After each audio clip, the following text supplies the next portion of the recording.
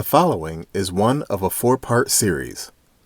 It is a conversation between my grandfather, John, who you will hear referred to as Johnny, and his aunt, my great-great-aunt, Jenny Alexander. The conversation takes place around 1986 or 87 in Cleveland, Ohio. Aunt Jenny was born in 1898 and lived to be 99 years old. The two discuss family history and what life was like way back in the day. These parts can be listened to in any order. They have not been altered in any way from the original recordings. If the episode ends in the middle of a thought, that's just how it was recorded, and there is nothing to be done about it. I hope you enjoy this trip down memory lane, and as always, please like, comment, and subscribe. Enable notifications so you'll know when the next episode of the series is uploaded. And without further ado, let us begin. Soldiers was out there. So one of the soldiers was riding. They used to have the mounted horses. He rode the horse and they had spurs. You know, there's brass spurs on their ankles. And one hit his ankle and they was going to amputate his leg. And Martin McIntyre went over to see him. And he was living on their place. And he said, Uncle Martin said they're going to take me to Atlanta and take my leg off. He said, oh my goodness, what a boy, I forgot the boy's name. He said, do you mind me taking care of it? And he made poultice and put on his leg day and night, draw all that pus out. So when the boy got up, well, he gave Uncle Martin land and a house for curing his leg. I thought over out there, they'd go out to soldier pools. They would be out there and the men would be white. They had them white spats on and they'd be walking. You'd have to take the end of the urban car, big old red car, go out there. Chickamauga, Georgia, that's what it was, Chickamauga. Yeah, they had a big battle there in the Civil War. Yeah, Chickamauga, yeah. That's where the soldier post was. And you go out there and the soldiers would be walking. Ooh. And the streetcar would stop about as far from the soldiers as way across over there to the bathhouse. You get off and walk around here, but you couldn't go, over there in their territory, but you could go out there and see them drilling. I went out there once. Yeah, it's something though to watch them. Yeah, it is. Mm-hmm. Yeah, That's something to Chickamauga. watch. Mm-hmm. Yeah, because I know when they come to Cleveland, I remember now Wesley had appendicitis. We was on 69. Mm-hmm. I remember that. And then Uncle John, I know they worked Columbia Axle. Uh-huh. Used to be over here where, Yeah. off 79th Street over here. I remember that because him and Red worked there. Uh-huh.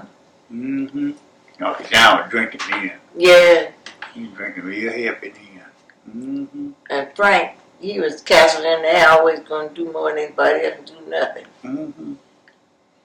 Well, he was the gambler and the bootleg. Mm-hmm. He went to Akron and he got sick.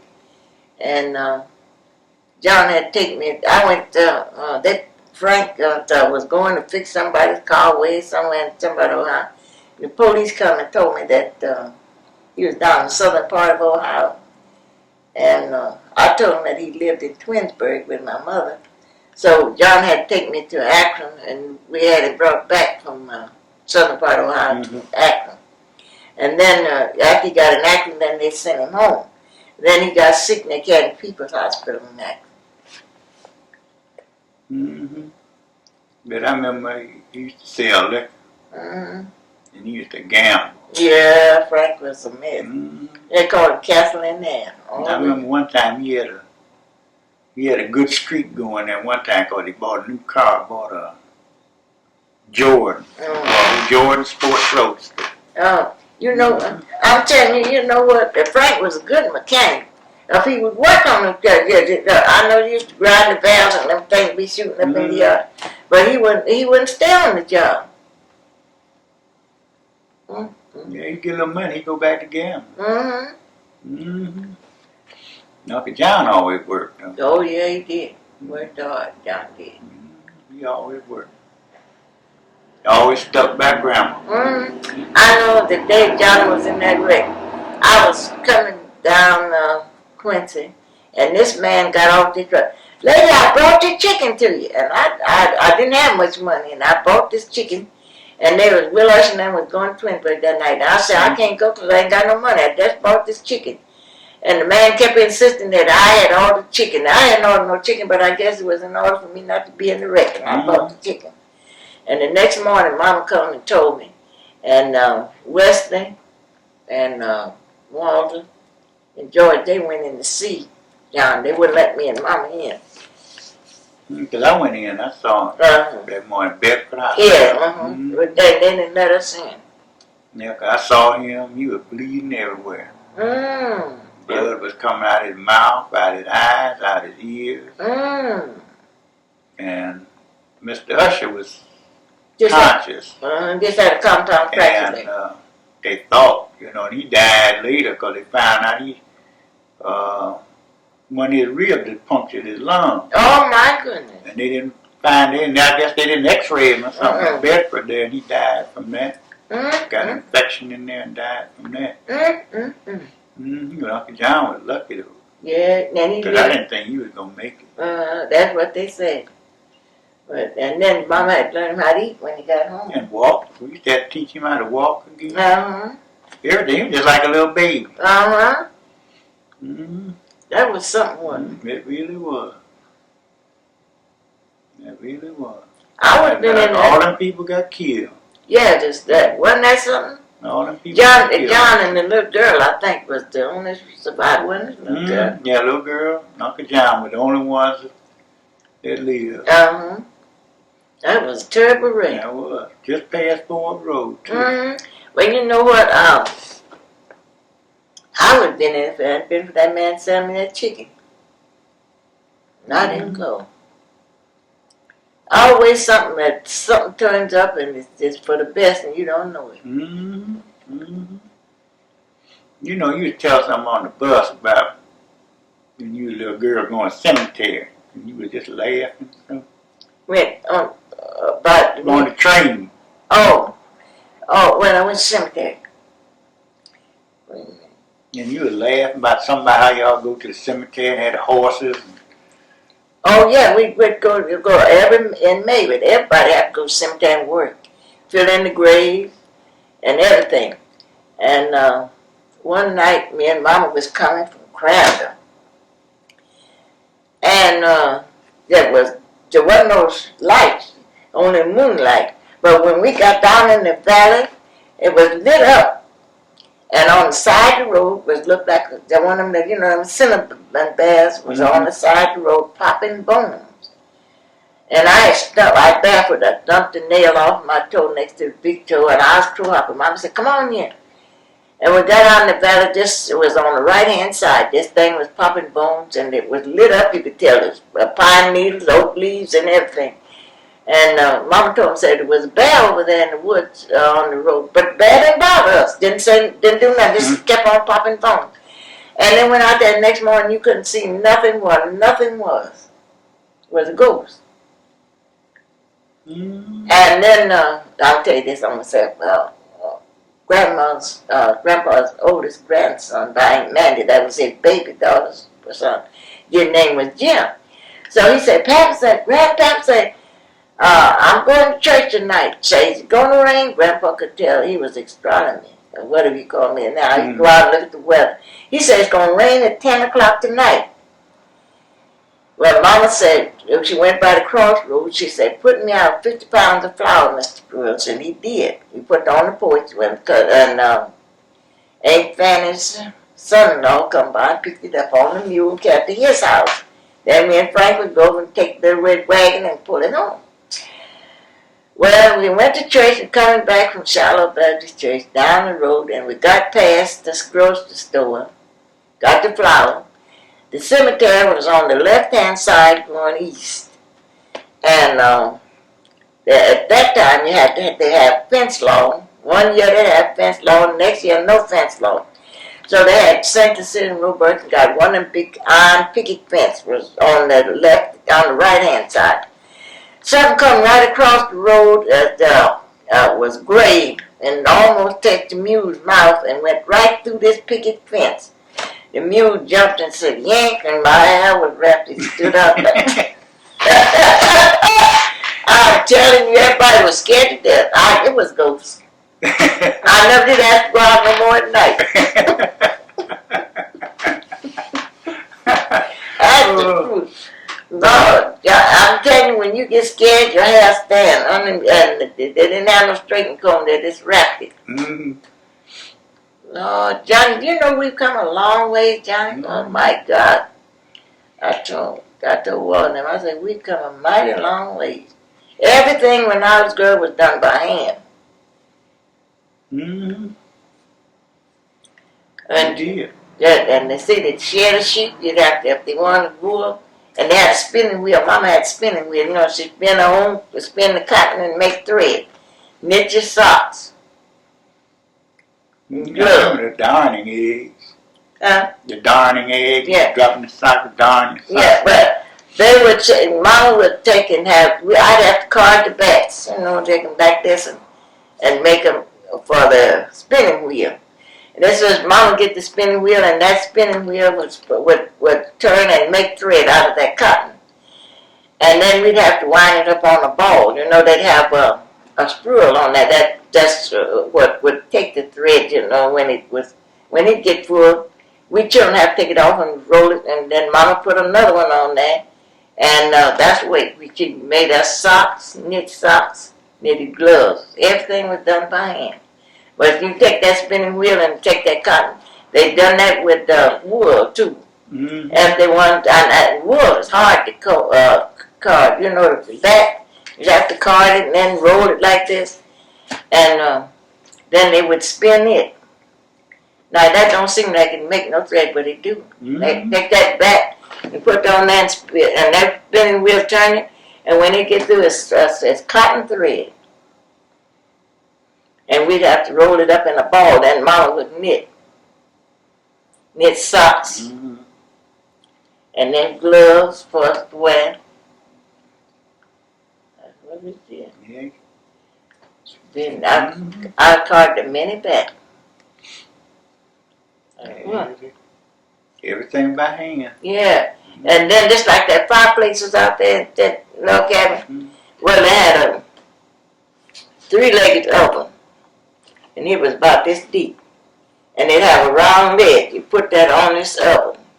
And you put hot coals all on top of the oven. And you put the bread in this oven and he would bake it brown. And the biscuits would raise up to the top of it and be brown. Now that's the way they cooked on the fire. And roasting sweet potatoes, you put them in the ashes and roast them. And put them out to be done. And we had wood stove, nothing, no coal, just wood. Mm-hmm. Everything, Lord, we had to get up and make a fire stove. We'll bring water, had an iron tea kettle, put it on, heat it, and they would have harmony. They'd make harmony in a big pot, you know, and chitlins, we'd have that, hot liver and lights, and what else? That's all. But they would cook. They didn't cook the liver. They cooked the liver and lights together to a whole. Mm-hmm. Yeah, I remember they cooked that, put onions in it. Yeah, mm-hmm. It'd be good. Good too. Well, mm-hmm. I ain't none of that. Oh, I ain't seen no lights. I think they call it sweet bread now. Do they? Mm-hmm. All that what I'd go to the store and ask for something. They didn't have it. I used to cook brains and eggs. I used to love that. Yeah, brains now. I haven't had no brains and eggs in a long time. I used to love brains and eggs and hot biscuits. Yeah.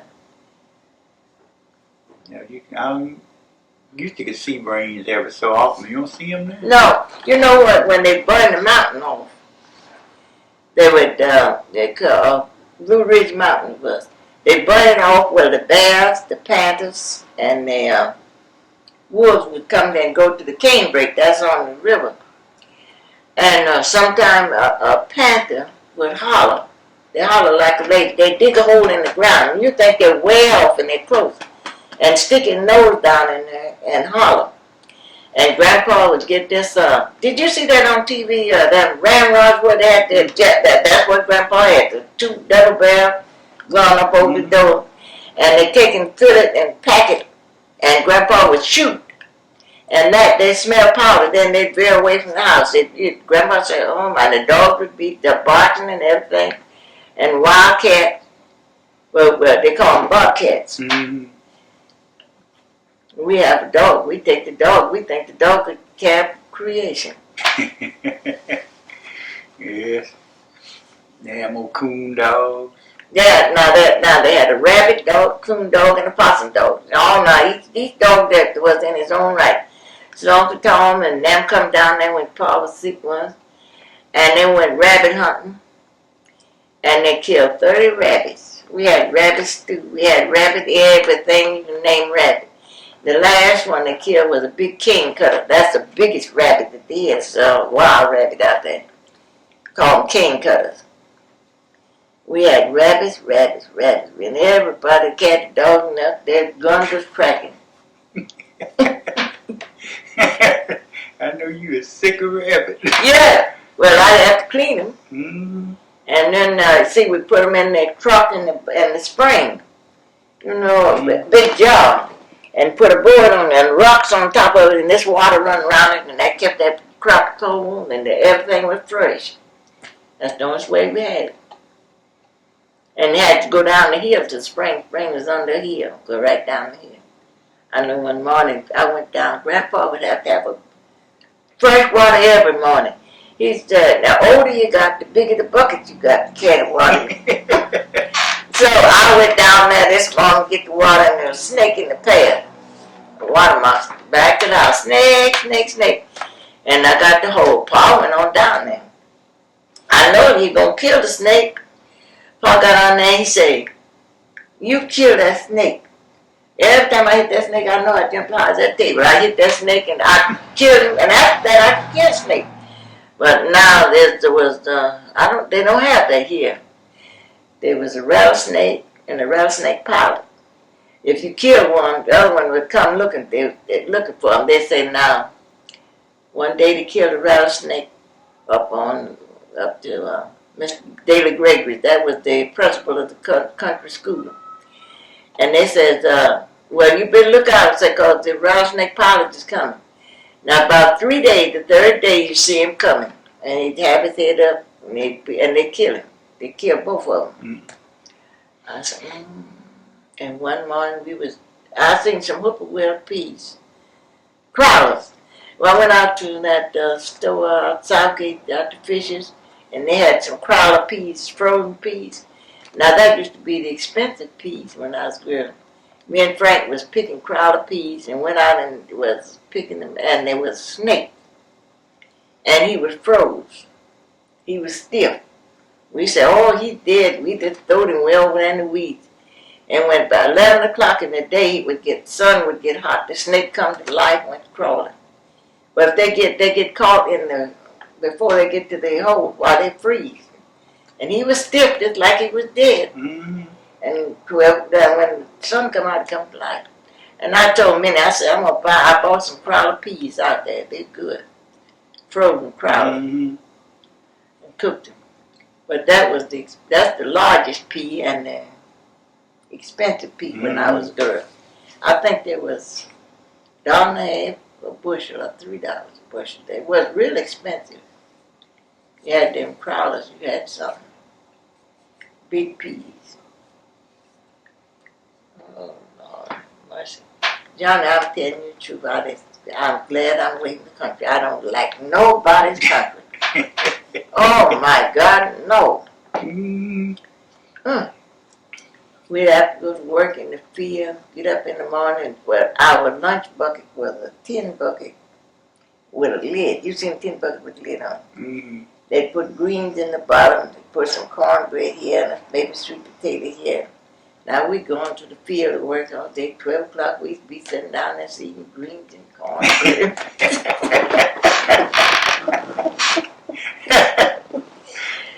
That's probably better than a bologna sandwich. Yeah, we didn't know what bologna was. Mm-hmm. And we had that lunch and big old sweet potato bake. Oh, Lord have mercy. We go get us some water when we eat the sweet potato. We had a good lunch. Go home. And the school was a log house, too. Everything was taught in that one-room school. Mm-hmm. One-room school. How much did they pay y'all picking cotton? I tell you the truth, I think it wasn't much. I know it wasn't much. And we'd fill up the house, the cotton house, and next morning go back, it'd be this and empty as it could be. I think it was 50 cents a hundred. That was good. And some people could pick over 100 pounds of cotton a day. You got to pick some cotton to get 100 pounds because it's so light. Mm-hmm. Oh, me and Frank would be dragging out, you know what kind of sacks we had? Crooked sacks. Mm-hmm. And they have a string put across the end, it'd be open and filling it up. And they have bumblebee cotton, that's right down to the ground, you know, bumblebee, and you have to put it with sand in it. And then they have some of the tallest cotton was about that with them bowls on there. And them bowls will stick your fingers too. So you really had to know how to pick it, huh? Yeah, we picked the cotton and and had a cotton house. And we just know we were going to be rich. And when the year was out, we was poor as we was when we started. Mm-hmm. And see, they raised their own cane, you know, made syrup. They take down there and they make syrup, molasses, they go. Everything, Johnny, was made by hand. Nothing was, and then, you know what they did then? You'd have to pay tax on an old foot pedal sewing machine. They'd come and you had to pay tax on this, tax on that. That's the only thing they had. That's a shame. Yes, it was. I'm telling you. I don't think Grandma got nothing much for delivering the babies. That's all she done. Mm-hmm. And she go stay 3 weeks with them. And we'd be in the house at night, hear horses' foot going, you know, block to block to block. And it'd be coming closer and closer. And yeah, they coming after Amy Rye, we come after you. Grandma would have a satchel ready and go. Yeah, it was something. I'm telling you, I just see it now. After we could have pictures to show them out there, just like you see them out there in the field. With the log cabin and the people with them sacks picking cotton, that's true. That's the way I did. One thing to it. Mm-hmm. Pick cotton. Picking cotton. All day long. And then hoeing cotton. They sew it in it's as thick as your fingers like this. You got to thin it out. Leave 1 and 2 and 3 stalks in there.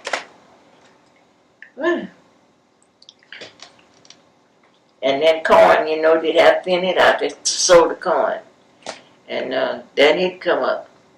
In March, they start the farming. In July, they laid by. That's finishing all the digging and everything you're going to do with it. And then last September, then you would go to gathering in your food. But they'd laid by crops. Now, when they lay by, then you could go to school them few months that they was out. Mm-hmm. And then after that, go right back to the same thing. We'd be picking cotton in our hands, it'd be cold, but then in the morning, the ground would be spewed up with ice. At 11 o'clock in the day, that ice would be all melted. It'd come a snow like the night, 11 o'clock the next day, all the snow is gone. The sun would shine out hot, all the snow would be melted away. Mm-hmm. And then that evening when it get cold, the ground is spewed up the next day. You know, there'd be icicles all around on the walls of the water. When it come, you know, dripping down, it'd be icicles.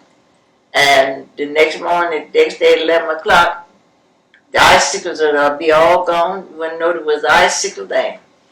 Mm-hmm. And we had 2 big walnut trees in the yard. Black ones, you know. And then we'd go out and gather the walnuts. Everything was free, you know. We had walnuts, we had pears, we had peaches, we had plums. And we had grape out, the blue grapes, you know, like we buy. And I used to gather them and it was in a cedar tree. And that vine was on all, and the grapes be hanging like that. And they said musty dimes, and that you don't see that here. That's a vine with big, about the size of a marble, a little bigger, hard, and they have a hard shell. And Mama used to cook that and make preserves out of it. We children would be sitting up there chewing musty dime skins and eating them. Then we had a locust tree. You seen locusts, ain't you? Mm-hmm. We grew up and get the locusts, and that would be a tree with a lot of thorns on it. You know, thorns get in. We children get backward, get splinters in our feet, and I know I got a thorn in my ear. Thorn works like a needle. It works on up. Grandpa would have to hold me for Grandma to get out. It'd be hurting. Yeah. Here's something. Mm-hmm. Telling you, got it. But you know, them old black walnuts would be good. Yeah, but see, they get them up in the fall of the year when they fall off the tree, and then we pull the bark off and put them in a box or a basket, and then we get a hammer and crack them open, you know, and eat them. And hickory nuts, we had that. They're good too. And one day there was a peach up in the tree. Fall peaches. We had fall peaches and summer peaches. Fall peaches and fall apples was there. The skin is tougher than the summer apple. I said, Mom, there's a peach up in the tree. She said, don't go up in that tree. She said, might be a snake. I said, Frank, Mom, what's he talking about? I'm going to get that peach. I got up in this tree, Johnny, and I went to reach after the peach, and the snake said, I just fell right down in the briar patch. I went down to the spring, you know, and scratched my legs up. I washed them all off, and I went back, and I said to Mom, I think there's a snake up there in that tree. I done seen this nigga that's been up there with a snake. Lord have mercy. So Frank just let you climb on up there. Yeah, Frank was doing. Then I do so many things. Frank said, I'm going to tell on you too. Now you better not. I'm going to tell. He would tell him. But I was tomboy, so I climbed the tree just like the boy. But I went up that tree, got up there, and that snake licked his tongue out right at my face. It was God, a snake. I didn't get the peach. I just fell right back down in the briars. Grandma done told me the snakes might be up there. I don't want to think about a snake up in the tree. And we had apples, and these big old coarse apples, and they'd make good preserves. And then we had another one, we had plum, pears, and what's the other vine? Oh, Lord, let me think of that name, that berry. I ain't seen them down here. It was in the corner garden. Raspberry. It's a little flat like that. We used to pick them and eat them. I forgot the name of it. Now it's come to me after everything's over. I have to think of that. Sometimes I can't think of nothing. Then I said, how come I was so dumb? Couldn't think of that. But it leave me, then it comes back to me. Lord have mercy. I know you do a lot of canning. What Mama did, you know, she used to make preserves. I know she did. She used to can. Well, see, I used to do that too, but see, after every minute got grown, they know what used to make them brandy peaches. I remember that. But I used to do a lot of things. I don't do it no more because they wanted something else, so I just quit bothering. I used to make them brandy peaches because Graham would go down to Jenny's and get some of them peaches. Yeah. Go to Jenny's and get some of them peaches.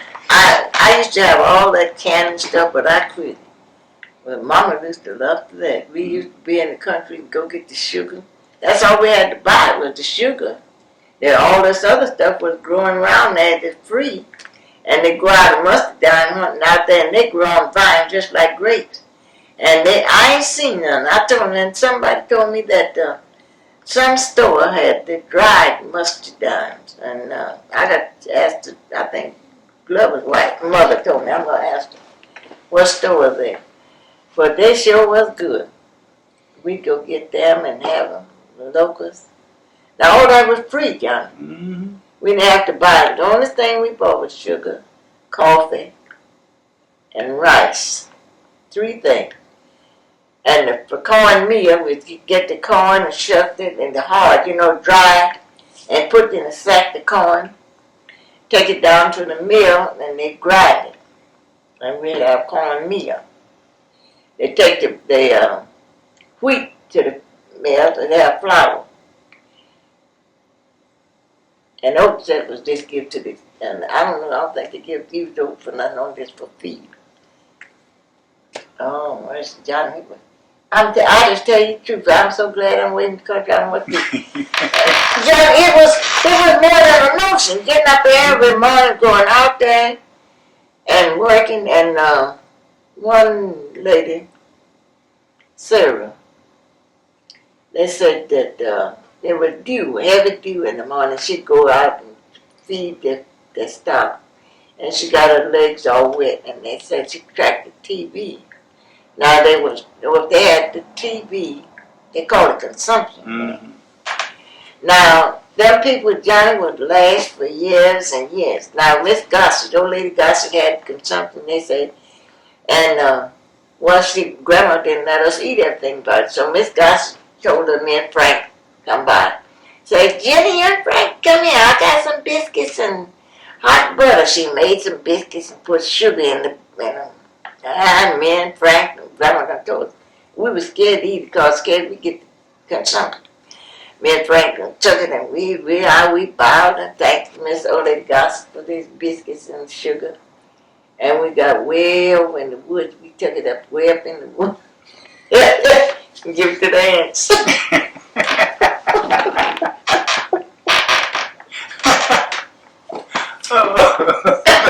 No, you think Grandma said don't eat that thing. You give it, If we were scared of catching consumption.